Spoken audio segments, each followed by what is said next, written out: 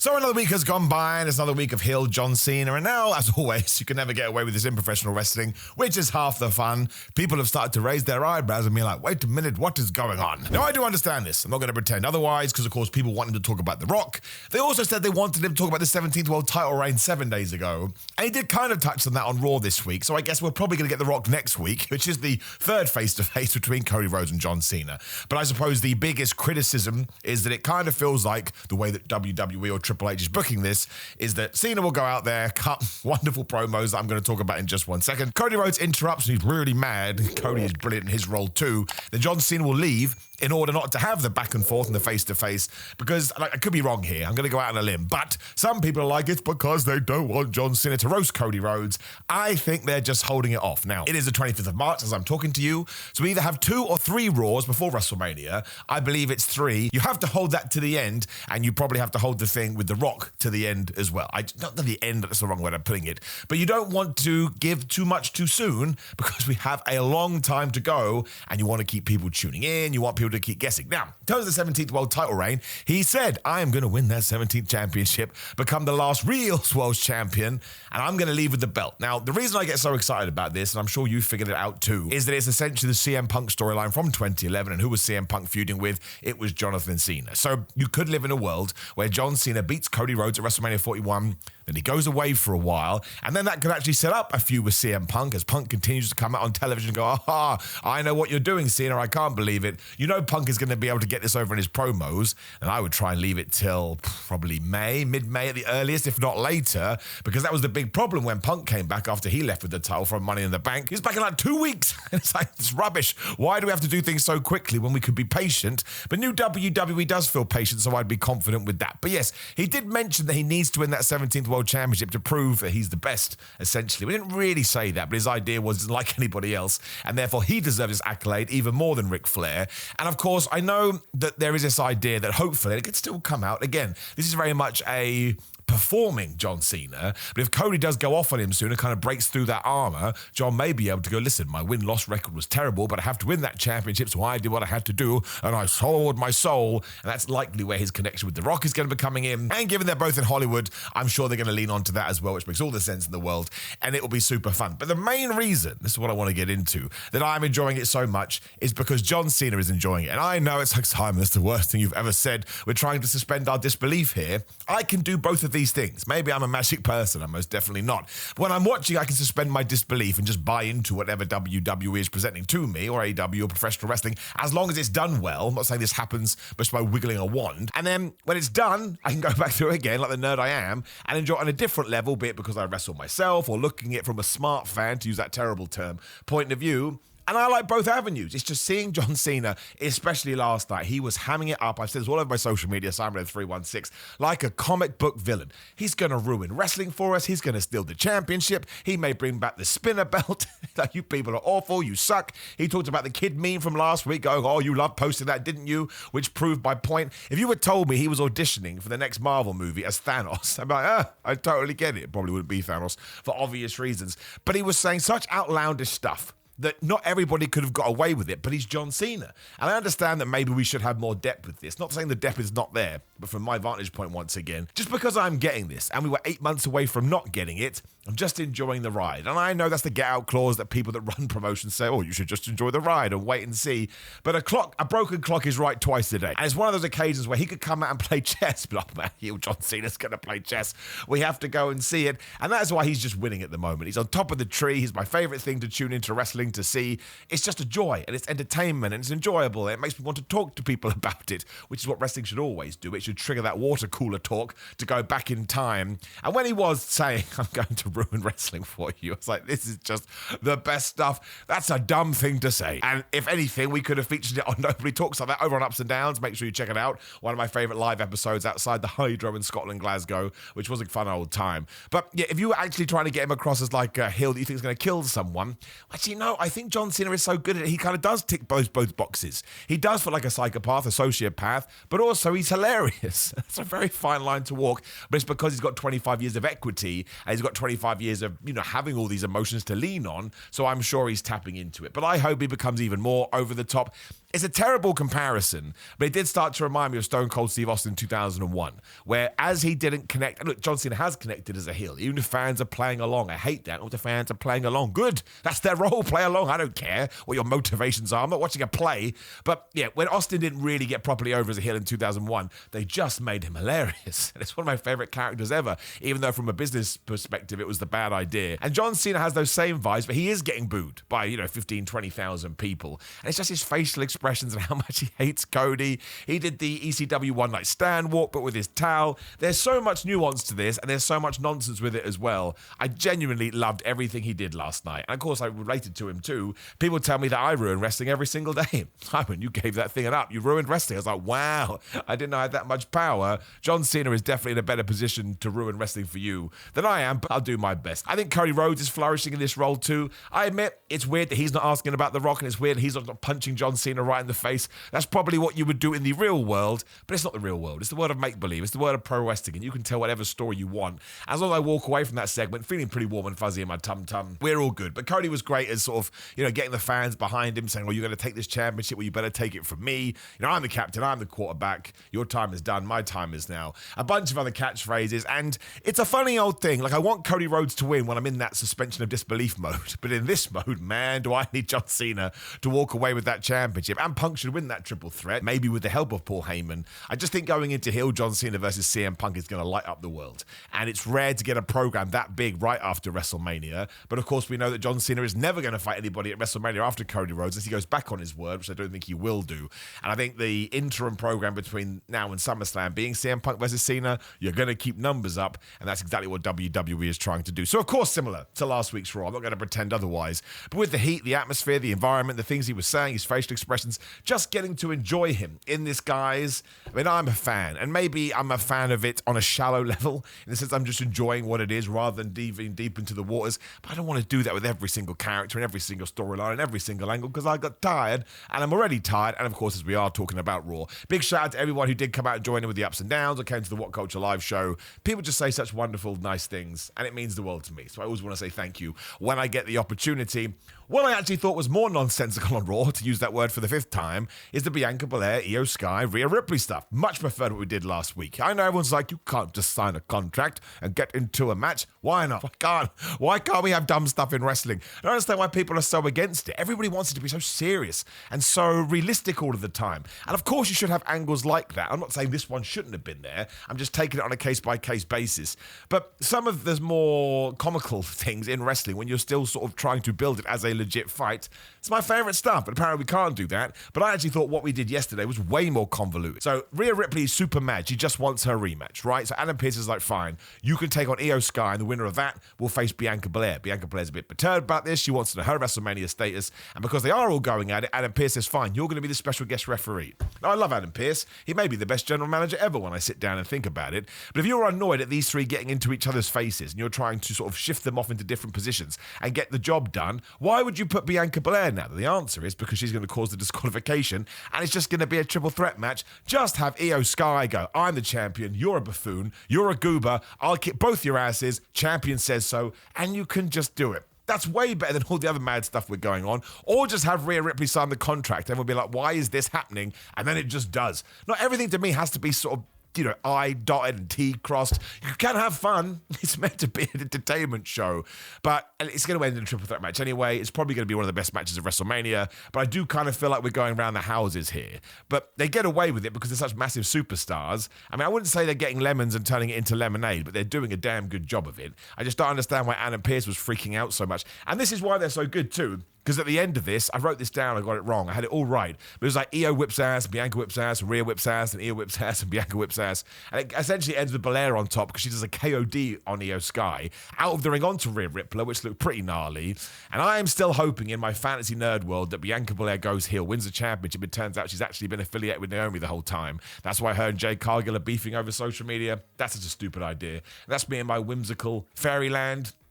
But what are you going to do? It will still get us to where we need to be. I'm starting to think that maybe this WrestleMania 41 is going to be, the build is fine, the build is okay. I think John Cena and Cody Rhodes will light a fire under the world. But then when you get to the two-nighter itself, it's full of so many good matches, you just do the dance of joy and you feel just great in your tootsie toes. It also ended with the sort of reuniting of the Judgment Day. I did not buy in to this Dominic Mysterio is trying to recruit Penta story. Like, he really ramped up on this episode of Raw just because Penta was going to say no. But before that, they had like one conversation. And of course, I mean, I think the problem with it mostly is that it was Bron Breakker versus Penta, IC title match, really good. Ends in disqualification when the Judgment Day ran in. It just felt a bit lame to me. Sometimes it does. Sometimes it works, sometimes it doesn't. We don't have to go crazy about it on the internet, although of course some people do. And then as the Judgment Day are attacking, Dominic just decides, I think I have recruited Penta. He's totally wrong, and Penta obviously smacks him with the chair. Finn Balor returns, makes the save, blah, blah, bing, bing, bing. Actually, Finn Balor came in before that, but you take my point. So I can only imagine the reason we have done this is we're going to tie the stories together. I think it will be Bron Breakker versus Penta versus Finn Balor versus Dominic Mysterio. You may be able to add another person in there, but I don't think we will. I think we'll do a fatal four-way, and then from that, Finn Balor will leave the Judgment Day. I suppose you could have Penta win the IC Championship. I would imagine that Bron Breakker pins Dominic Mysterio, or he can pin Finn Balor after Dom screws him over, and we go from there. So really good match, really good presentation. Just thought the finish was dumb, and maybe we have seen a little bit too much run-ins with these guys. But I don't know. That's up for you to decide. And speaking of the Judgment Day 2, we had Raquel Rodriguez versus Lyra Valkyria. I like this match. It was pretty simple, but sometimes why do you need to overcook the pudding? Raquel Rodriguez is big. She beats the crap out of Lyra Valkyria. Lyra, who's a very good wrestler, wrestles her way back in. Boots Liv Morgan, who continues to interfere. Surprise roll-up, most devastating move in all of sports entertainment. 1, 2, 3. And I've talked about this a lot, both on social media and other videos, so I'll try and keep it brief. But I would like your opinion down in the comments below. And when you are there, please do subscribe, and subscribe to What Culture Wrestling too, or just watch videos. Views are the most important thing, and watch times, so just keep them on. But Bayley comes out to make the save after bigging up Lyra. So now, obviously, we're going to do a tag team match, right? Liv and Raquel versus those two. Now, that may go all the way to the pay-per-view, right? The premium live event. I don't like it. The reason I don't like it is because if Lyra is still the Intercontinental Champion, I'm sure she will be, I want an Intercontinental Championship match. But again, as my friends on the streets of Scotland told me, well, maybe Lyra and Bayley accidentally don't coexist, which does happen in wrestling a lot, especially WWE, and then they can fight for the IC title. The issue there is who the hell is going to take on Liv and Raquel for the tag team titles. They did such a good job, as did Bianca Belair and Naomi. And we are losing that momentum, right? It's a bit of a New Day situation that I'll also jump into in just 1 second. We need to capitalize. We need to be building a team, and there's just no one. And if you do this tag match, then the IC title gets thrown by the wayside. I am a big advocate, right or wrong, for you have a championship, protect that championship. Don't worry about the other championship because you care about that championship. Makes perfect sense, right? It is not 2 + 2 = potato, but Liv Morgan is just hitting home runs all over the place. Bayley's underrated always, so anytime she can get involved. But also, what happened to Roxanne Perez? Do you know what I mean? That's why it kind of feels like we're in a state of flux here, because at one point it felt massively like it was going to be Roxy versus Bayley, and it still could be. She could get involved next week. But post-Elimination Chamber, Roxanne, I haven't got caught up with NXT yet. I'm like a couple of episodes behind. But I don't think she's been on the show either. So that's weird because she was beefing with Bayley. And again, it could turn into Lyra versus Bayley versus Roxanne Perez. In fact, we may do that. But then again, where's my tag team person? So that's why, or my tag team, that's why I've got just a little bit of a bee in my bonnet about it. But it was still a really well-worked match. Anything with Bayley, I'm going to get excited about because, again, I think she's underrated. I don't think she's ever gotten her due properly. And the Jey Uso Gunther stuff, I'm such a fan of it. I do think we've drawn it out 1 week too many. Not this week. I think the week beforehand. I think just through the sheer amount of time we had, it did kind of fall into a pattern. But here, you know, Jimmy Uso is a secret partner for Jey Uso and a secret partner taking on A-Town Down Under. I do think they snuck Jimmy Uso out there because people were going to start screaming for Joe Hendry or Drew McIntyre, and it was neither of those guys. I'm an idiot because on my video, if you watch Ups and Downs last week, I'm like, of course it's Jimmy Uso. Then I did this video, and oh, you sons of guns, you talked me into thinking it was Joe Hendry, and I believed it. I should have stuck to my original plan, but I didn't. Really fun tag team match. The Usos are great. Then afterwards, obviously, Jay is about to spear Gunther, who has turned up, and he slips. Gunther beats him up and Jimmy Uso makes the save. This caused the internet into meltdown, going, oh, he slipped, he can't wrestle. Turned out as part of the story, and fair play to WWE, they've worked in the mistake dive last week with Jimmy saying to Jay, he's in your head, man, you got to let him get it out of your head. Really nice actual sort of story beat that wasn't there before, and that's what a good professional wrestling company should do. If somebody does make an error and you think you can capitalize on it, do it. AJ Styles is the master of that. Type in AJ Styles top rope story and you will see some of the greatest wrestling you've ever seen in your entire life. Jimmy Uso is so mad he goes slaps Gunther. That's good too, because I couldn't figure out where Jimmy Uso figured into WrestleMania. And I did have this idea, well, maybe eventually Gunther just wallops him. Now I think that's what's going to happen next week. And that actually works really well because obviously Jay and Jimmy back on the same page. And if Gunther now emotionally takes out Jimmy Uso, that can be the impetus for Jay to be like, man, I got to fight back. And he stops slipping and he stops botching dives and he goes nuts. I just love Jey Uso. I know it's a continual conversation. When we were doing ups and downs yesterday, again, go check out my Twitter account, simonmiller316. Interviewed just the nicest little girl you've ever seen in your life. She just loved Jey Uso so much. I'm like, this is professional wrestling. I love sitting here and talking about it like the geeks that we are. But it wasn't even a thought process for her. She just liked the fact that he yeeted, and I would imagine she liked the energy that he brought into the room. That's way more important than what you and I think. And I don't mean that on a human-to-human level. I mean, she is just enjoying it as innocently as possible. And if somebody said to me, you know, one of these forms of fandom need to go away, I would get rid of our fandom, even though it's essentially my job. Because again, when you see somebody's face light up like that, and you just remember what wrestling is all about. And again, it ties into me too, because I used to be about wrestling, and I still am now. That's the whole point of my positive vibes when it comes to sports entertainment. But I just think he's great, and I don't think he's for kids, which now people have started telling me, because, you know, I'm a man, I'm not a kid anymore. I don't think. I'm pretty sure I'm an adult. And Jey Uso is one of my favorite wrestlers. I just enjoy him, and that goes back to we talking about John Cena. If I'm just enjoying something, I try not to overthink it. Okay, he screwed up the dive, not great for him, not great for anybody. The slip was very well done, which ties into it, and we just move on to something else. I'm more concerned about A-Town Down Under. Are we ever going to break them up? Or are they going to be teasing this for the next 476 years? Although Grayson Waller was very, very good when he was in Europe, just trashing anybody he perfectly could. I want to mention the New Day before I forget. They did finally start talking about the Raw Tag Team Championships, which again, let's continue to use the word, is a little bit lame, even though they're one of the GOAT tag teams as far as I'm concerned. We could have done a better build, and now they'll be in a match next week, and from nowhere, like 2 weeks beforehand, ta-da, we'll be doing it. But again, sometimes beggars can't be choosers, and all I really wanted was the New Day to win those belts at WrestleMania in the most dastardly fashion possible, and now we're one step closer to doing that, so I can keep everything crossed. So it's like I didn't enjoy Raw. I really did enjoy Raw. I thought it was super duper whooper fun. It was just one of those shows where there were just little plot gaps. I mean, before I forget, the big one, of course, was, I always get his name wrong, Le Grande Americano. Here's the big thing I want to talk about mostly. Can't comment on AI until I know that it is AI. That's the big question I've got constantly. Was it AI? We shouldn't be using AI. Of course, AI is a problem because we don't want that to take away from graphic designers or video editors, producers, whatever you want to say. But if Chad Gable comes out and admits that it was him, or Grande Americano does, it does make sense in terms of the story, because if Chad Gable was making it, he doesn't have any video quality editing skills, so he would lean on something like that. So I did find it funny, but I also want to point out that if you come from obviously a different background to I, and it's not funny, please come and educate me. I'm not saying that in a 2025 woke way, as people continue to throw at me. I found it amusing because it was quite clearly someone trying to trick you into them being a luchador when clearly they're a moron. I felt like the joke was on him. But if I'm totally wrong, I'm happy to have a chat about this stuff. You don't need to come effing and jeffing at me on the internet. We can just sit down and talk about it. That's the only way we can grow as people, right? And again, I did find it very amusing. I thought it was very funny. Most of this because I think Chad Gable is hilarious. Like, he came in and saw Adam Pearce. I've got a doctor's note, which is not a real thing. You're at work. What are you talking about? That did lead to Grande Americano taking on Dragon Lee, and obviously we're just going to call him Chad Gable. I know, how dare I? He rips the mask off Dragon Lee and he applies the ankle lock and he gets the tap out win. I'm intrigued to see where this is going to go. And my big thing is always Rey Mysterio is involved in this. I can't believe we live in a world where Rey Mysterio doesn't get to A-OK his storylines. So if Rey Mysterio is okay with it, I feel like I should be okay with it. But again, just because people went crazy at me, you can come and have a conversation. I like to think I'm an open guy. I like to think I'm a pretty nice guy. We can do a dialogue and I'll listen to you as long as you listen to me. It's called respect. But again, on a surface level, it did make me chuckle because it was so dumb. That's what I was laughing at. I was like, what idiot has gone out there and spent all of this time trying to convince us he's a luchador when Stevie Wonder could tell that Chad Gable is the Grande Americano. So we'll just leave it there. It's something to discuss and something to debate. It was a shame the tag team titles weren't on this show, and many people in this skit could be heading in that direction. The crowd was so good, and the opening segment was so good, and I liked the main event apart from all the tomfoolery, and there were bits in between that I thought were easy to lean into. Like the CM Punk promo, it's not even really something you need to talk about. There were some interesting lines. He said, I work with kids, obviously a shot at AEW, which was designed to get you all talking, so he knows what he's doing. I just thought the more interesting of the things he did say was, I brought you into this business and I can take you out again, because when the Shield debut, they were meant to be Punk's goons.